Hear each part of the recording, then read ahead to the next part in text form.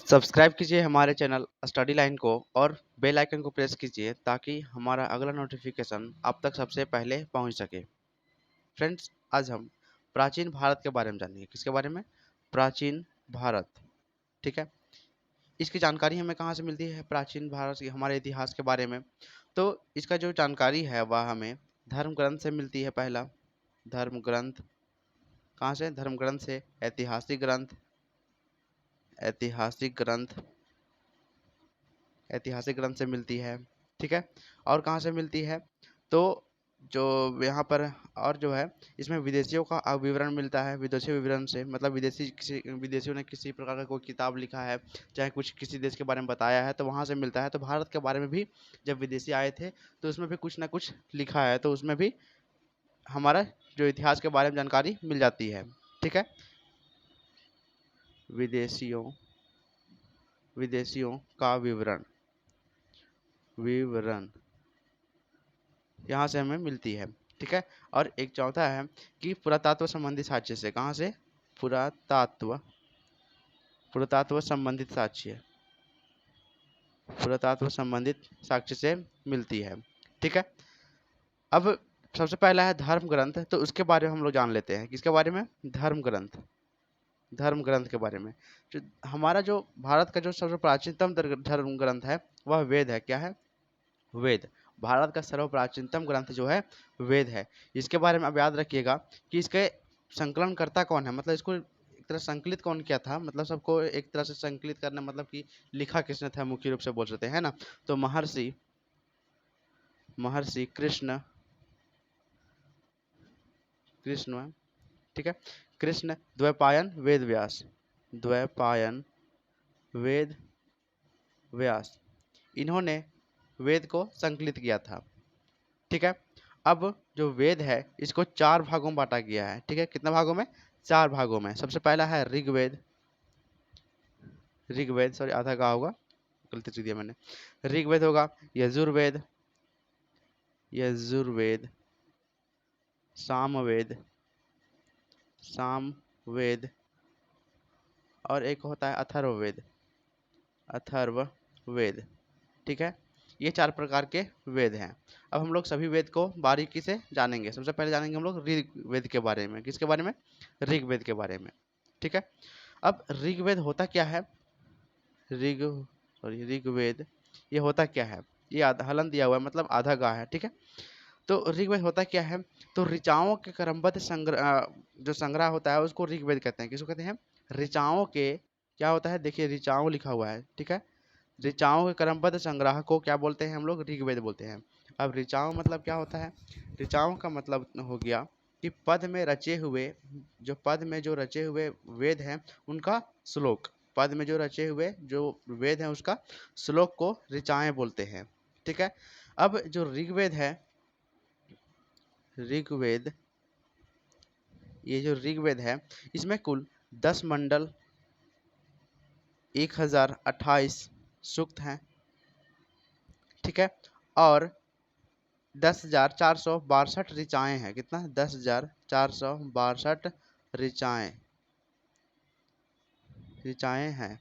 ठीक है। तो इतना आप अभी इसके बारे में जानकारी याद रखिएगा। अब जो वेद पढ़ता है, कौन? जो ऋग्वेद को पढ़ता है, ऋग्वेद, इसको बोलते क्या है? इसको पढ़ते, जो कोई पढ़ता होगा ना, तो पढ़ने वाला ब्राह्मण को बोलते क्या है? इसको बोलते हैं होत्री। क्या बोलते हैं? होत्री। क्या बोलते हैं हम लोग? होत्री बोलते हैं। ठीक है।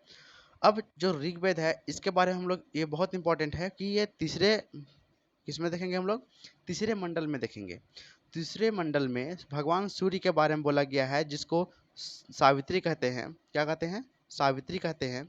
ठीक है। इस भगवान सूर्य के बारे में विश्वामित्र ने क्या किया है? एक मंत्र, गायत्री मंत्र को उच्चारित किया है ना, जिसको क्या बोलते हैं हम लोग, जिसने पढ़ते थे वो ओम भूर्भुवः स्वः तत्सवितुर्वरेण्यम, वो वाला है ना, वो गायत्री मंत्र है। तो इसका उच्चारण जो है तीसरे मंडल में मिलता है। इस मंत्र का उच्चारण कहाँ मिलता है? तो तीसरे मंडल में मिलता है। ठीक है। और इसी में एक और याद रखिएगा, 9वां मंडल में। किसमें? 9वां मंडल। 9वें मंडल में क्या है? भगवान सोम को समर्पित है। इसमें भगवान सोम के बारे में बताया गया है। ठीक है। और 8वां मंडल एक और है। बस ये 3 ही मंडल के बारे में ज़्यादा मुख्य रूप से प्रश्न पूछे जाते हैं। इसलिए मैं इन तीन के बारे में बता रहा हूँ। तो क्या है कि आठवें मंडल का जो है वो हस्तलिखित ऋचाओं का को खिल कहा गया है। जो हाथ से लिखे गए ऋचाएं हैं उनको खिल कहा गया। क्या कहा गया है? खिल। कहाँ पर है ये? आठवें मंडल में है, इसमें नहीं है, ये आठवें मंडल में है। ठीक है, चलिए अब आगे देखते हैं। आगे क्या है कि वामना अवतार, जो भगवान विष्णु के बारे में बोल रहा था कि वामना अवतार हुआ था, तो इसके बारे में जो स्रोत है वो कहाँ से मिलता है? तो वह ऋग्वेद से ही मिलता है। कहाँ पर? ऋग्वेद। ऋग्वेद से ही मिलता है विष्णु भगवान के जो वामना अवतार है उसके बारे में। ठीक है, और इसमें इंद्र के लिए जो ऋग्वेद है इसमें 250 तथा अग्नि के लिए 200 ऋचाओं की रचना की गई है। किसमें? तो ऋग्वेद में ही। ठीक है, तो इतना इसके बारे में याद रखिएगा। एक और याद क्या रखिएगा कि प्राचीन इतिहास के साधन के रूप में वैदिक साहित्य में कुल मिलाकर के ऋग्वेद के बाद में शतपथ ब्राह्मण का स्थान है। मतलब सबसे प्राचीन कौन है? ऋग्वेद है, इसके बाद में शतपथ ब्राह्मण आता है। ठीक है, तो इतना हमें ऋग्वेद के बारे में जानकारी मिलती है। दूसरा है सामवेद। क्या है? सामवेद। सामवेद के बारे में जान लेते हैं हम लोग। सामवेद, सॉरी क्या बोल रहा मैं, यजुर्वेद में के बारे में। ठीक है, यजुर्वेद पढ़ेंगे, सामवेद अगले बार पढ़ेंगे। यजुर्वेद, यजुर्वेद में क्या है? देखिए, ये यजुर्वेद है ना, इसमें जो पशु बलि हो गया, चाहे कि स्वर पाठ मंत्र हो गया, पाठ करने के लिए जो मंत्र होते हैं सो हो गया, इसके बारे में सब जानकारी जो है, संकलन जो है वह यजुर्वेद में ही मिलता है ना। जितना भी संकलन है वह यजुर्वेद में मिलता है।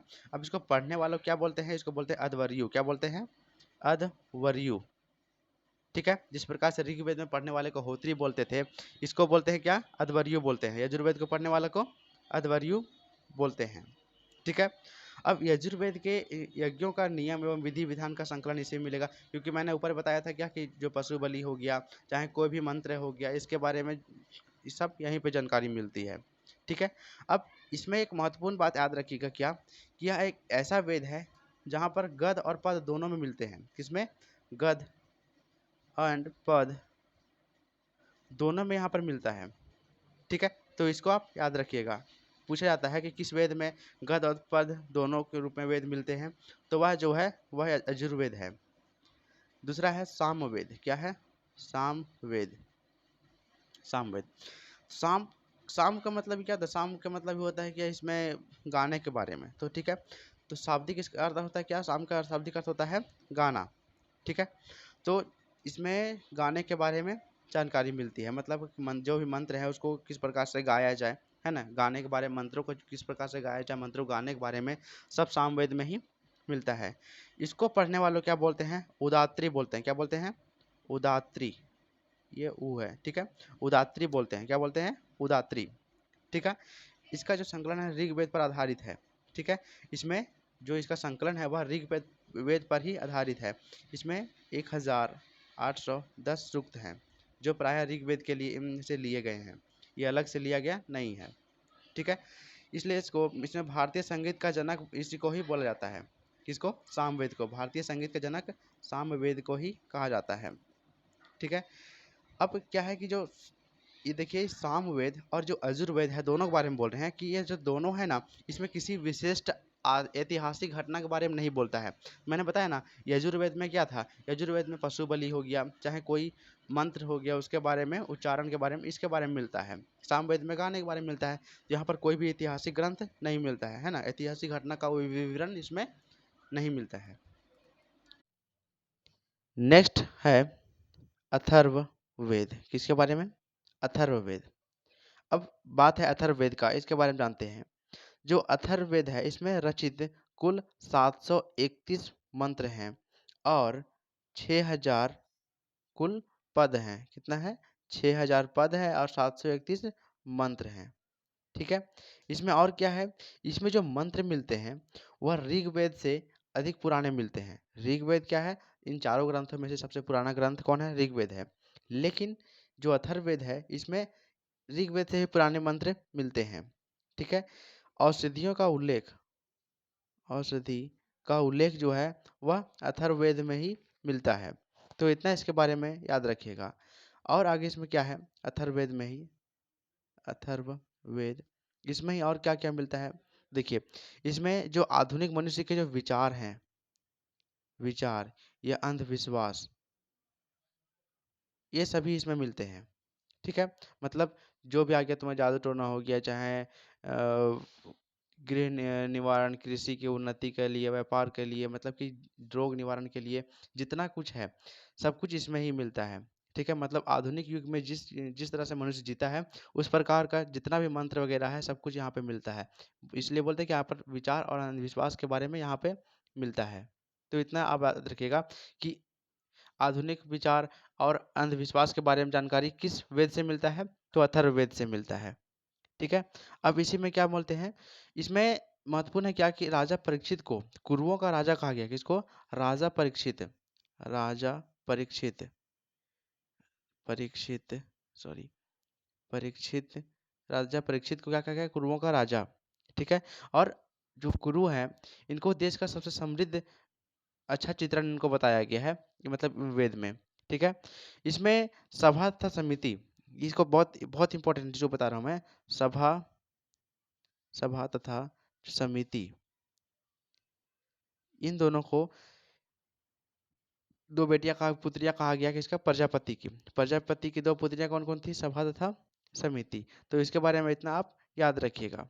ठीक है, और इसमें क्या है कि अथर्ववेद की जो वेद की जो शाखाएं हैं उनको सौनक और पेम्पलाद कहते हैं। क्या कहते हैं? सौनक और पेम्पलाद। देखिए, सौनक ये सा है, ठीक है, सौनक और पेम्पलाद ये कहते हैं। ठीक है, इनके दो शाखाएं हैं, सौनक और पेम्पलाद जो है वो अथर्ववेद की दो शाखाएं हैं। ठीक है, और सबसे अगर अब एक महत्वपूर्ण नोट में आएगा तो आपका क्या कि सबसे प्राचीनतम वेद अगर बोलेंगे तो ऋग्वेद, ऋग्वेद आता है। और सबसे आधुनिक वेद बोलेंगे तो कौन है? अथर्ववेद है। कौन है? अथर्ववेद। ठीक है, तो इतना अथर्ववेद के बारे में आप याद रखिएगा। अब आगे हम लोग ब्राह्मण, आरण्यक और उपनिषद के बारे में हम लोग जानेंगे। ठीक है, तो आज वेद के बारे में पूरा खत्म होता है। तो आई होप कि आपको यह वीडियो अच्छा लगा होगा। अच्छा लगा होगा तो लाइक कीजिए, सब्सक्राइब कीजिए, दोस्तों के साथ शेयर कीजिए। ठीक है, और सब्सक्राइब जरूर से कीजिएगा ताकि हमारा अगला नोटिफिकेशन आप तक जरूर से पहुंच सके, सबसे पहले आप तक पहुंच सके। ठीक है, और लिंक में यहीं पर डिस्क्रिप्शन बॉक्स में टेलीग्राम ग्रुप का लिंक दिया हुआ है, तो वहाँ पर टेलीग्राम ग्रुप ज्वाइन कर सकते हैं। कुछ इन्फॉर्मेशन जैसे आता है तो मैं उसको बताते रहता हूँ उसी में ही। ठीक है, थैंक यू फॉर वॉचिंग।